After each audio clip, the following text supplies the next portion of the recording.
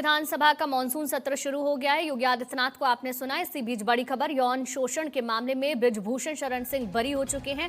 महिला पहलवानों ने इन पर कई गंभीर आरोप लगाए थे। 2023 का यह पूरा मामला था, जहां दिल्ली की राउज एवेन्यू कोर्ट ने फैसला लेते हुए बड़ी राहत दी है। बृजभूषण सिंह के साथ विनोद तोमर को भी बरी कर दिया गया है। तो दिल्ली की राउज एवेन्यू कोर्ट ने महिला पहलवानों द्वारा लगाए गए गंभीर आरोपों से जुड़े बहुचर्चित मामले में बृजभूषण शरण सिंह को बरी कर दिया है। क्या कहा गया है वो जरा आप सुनिए।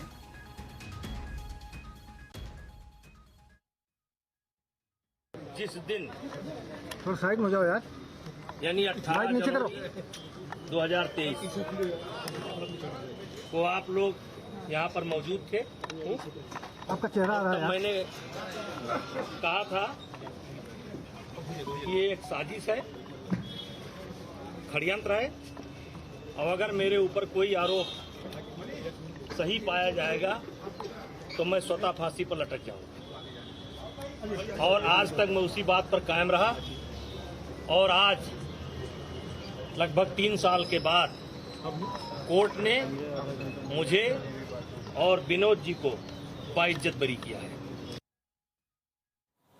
तो आपने सुना बृजभूषण शरण सिंह ने क्या कहा कि 3 साल पुराना ये पूरा मामला, जिसमें मुझे और विनोद तोमर को बरी किया गया है, ये कहते हुए बृजभूषण शरण सिंह नजर आए। दरअसल इन पर कई गंभीर आरोप लगे थे उस दौरान। यौन उत्पीड़न, आपराधिक धमकी देना, अनुचित व्यवहार करने के महिला पहलवानों ने कई गंभीर आरोप लगाए थे। पहलवानों के लंबे विरोध प्रदर्शन और सुप्रीम कोर्ट के हस्तक्षेप के बाद दिल्ली पुलिस ने FIR दर्ज की थी, चार्जशीट दाखिल की थी।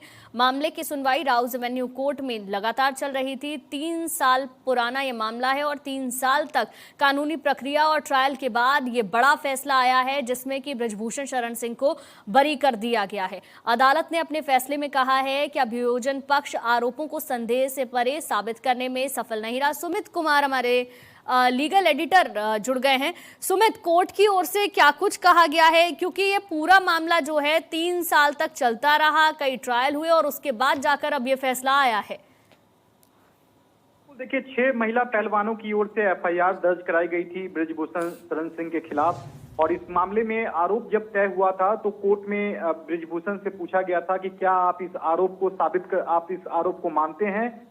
तब बृजभूषण ने कहा था कि नहीं, हम ट्रायल का सामना करेंगे। तो लंबी ट्रायल की प्रक्रिया चलने के बाद कोर्ट ने अपना फैसला सुरक्षित रख लिया था, और जब आज फैसला सुनाया गया है तो कोर्ट ने साफ तौर पर अपने फैसले में कहा है कि बृजभूषण के खिलाफ पर्याप्त सबूत नहीं है। यही वजह है कि हम बृजभूषण शरण सिंह को जो है वो बरी कर रहे हैं मामले में। चूंकि इस पूरे मामले में जो है वो लगातार FIR जो है वो दर्ज हुई थी, और 2 मामले थे। पहला मामला जो है वो पटियाला हाउस कोर्ट में नाबालिग जो है वो महिला पहलवान ने दर्ज कराया था। हालांकि दिल्ली पुलिस की क्लीन चिट देने के बाद ये मामला पटियाला हाउस कोर्ट में बंद हो गया था। लेकिन दूसरा ये जो मामला था जिसमें 6 महिला पहलवानों की ओर से FIR दर्ज कराई गई थी, उसमें लंबी सुनवाई होने के बाद कोर्ट ने अपना फैसला सुरक्षित रख लिया था। जहां तक फैसले की बात है, बंद कमरे में ये फैसला सुनाया गया है कोर्ट की ओर से। मीडिया को कोर्ट के अंदर जाने की इजाजत नहीं थी, क्योंकि जब ट्रायल भी हुआ था तब बंद कमरे में इस मामले की सुनवाई हुई थी, और जब आज फैसले की घड़ी थी तब भी बंद कमरे में कोर्ट ने अपना फैसला सुनाया है। जजमेंट की कॉपी जो है वो कुछ ही देर में सामने होगी। उसके बाद आधार क्या है बरी होने का, ये समझ में आएगा। लेकिन प्रथम दृष्टया कोर्ट ने साफ कर दिया है कि पर्याप्त सबूत नहीं है बृजभूषण शरण सिंह के खिलाफ कि इस मामले में उन्हें दोषी करार दिया जाए।